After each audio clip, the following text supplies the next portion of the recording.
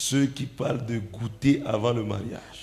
Oui. Et beaucoup développent un pléthore. J'ai entendu quelqu'un dire, et si l'homme est impuissant, si je ne goûte pas avant le mariage, comment on va savoir s'il n'est pas dedans? Laissez-moi vous dire que la technologie a évolué. Tous les examens sont possibles avant le mariage. Même le spermogramme est possible. Et vous pouvez faire soumettre votre partenaire à tous ces examens avant de vous engager. Vous n'êtes pas une chose qu'il faut cueillir, manger une partie et laisser. Les hommes ont un principe que les femmes n'en ont pas. La femme, quand elle copule avec un homme, son cœur reste. Mais l'homme rentre à la maison avec son cœur.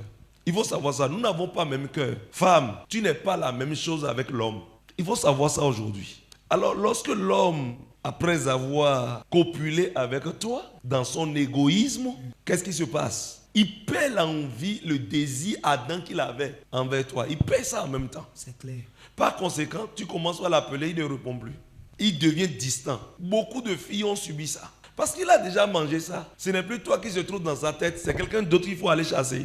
Si nous prenons toute l'église ici et on installe le système de goûter avant le mariage, vous pensez que vous allez trouver Marie? L'autre va goûter.